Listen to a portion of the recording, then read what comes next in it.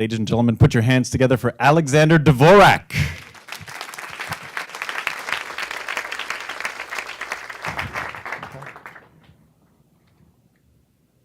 Okay, good evening, everyone. I hope everyone has voted or is going to. So before I start, I think it's important for me to tell you a few things about myself. The first is that I tend to put myself in uncomfortable and difficult situations on purpose. I mean, when I was a junior in college, I thought it'd be a good idea to go to France and take biochemistry classes in French. This was next to impossible, but I quickly learned it was impossible. Now, another thing you should know about me is that I am terrified of public speaking.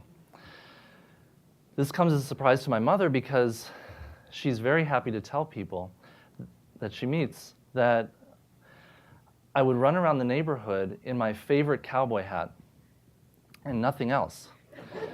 So despite this exhibitionist beginning, I'm very anxious in front of crowds. So please bear with me. But this is exactly what I was worried about. So this is not a story about me. This is a story about my students and perhaps yours. And it's about helping them become inspired scientific thinkers. Now, I want you to think of a time when you were inspired. I want you to think of a time when your view of the world completely changed. For me, this has happened many times. And one example is after I read this book. Do you want to? Oh, there we go. Okay. It was by Richard Dawkins. It's called The Blind Watchmaker. Now, I opened up the book and I started reading it, and I got to a part where he describes a computer program in which he simulates evolution. Now, I took the book home and I took out my computer and I tried to recreate this same program. And how the program worked is you had a parent, which is right in the middle, and that parent had certain characteristics. Then the parent had offspring, which were each almost exactly the same, but slightly different from the parent, and also slightly different from each other. And then each offspring, you could click on those, and then they would create new offspring, each different from the original.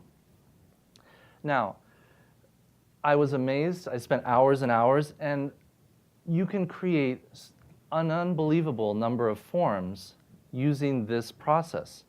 And as amazed as I was about all the different things you could create, what I was most amazed about was that small changes over time could lead to huge changes in which an organism could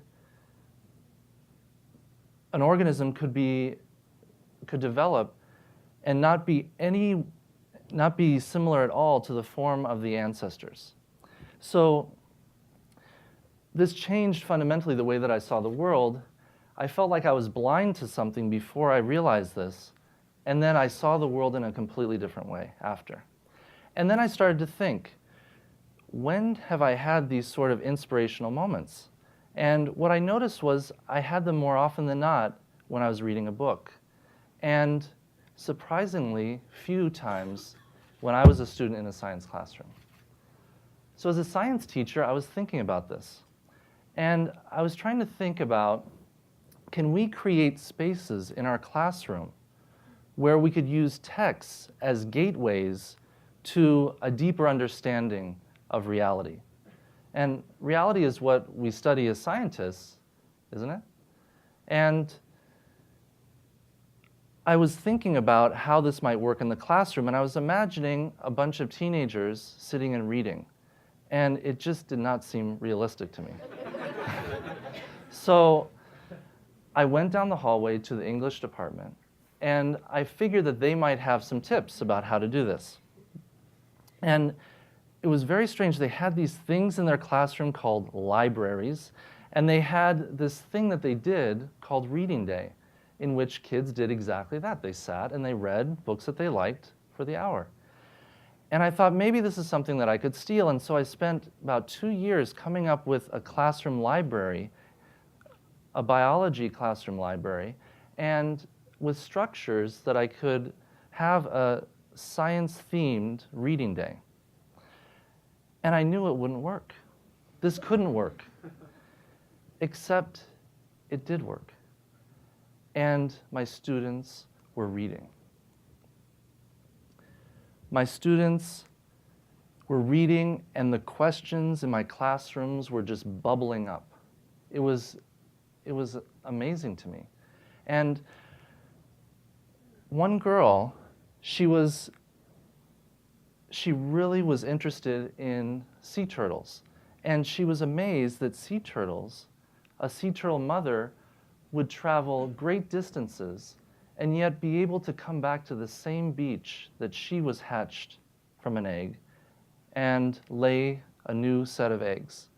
She was amazed. And, and another student was amazed about prokaryotic cells. I mean, what teenager doesn't love a good prokaryotic cell? Another girl was fascinated by carnivorous plants and the mechanisms by which they used to feed themselves. Now, it all started to come together for me when I received an email from one of my students.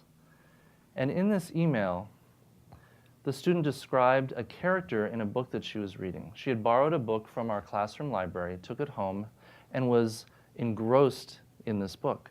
And she had taken home the book, Counting by Sevens, by Holly Sloan, and the main character, Willow, she described this way. Oops. Such was her like for science. This is from the email that she sent me.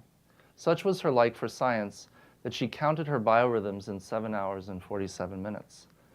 I love that, she writes.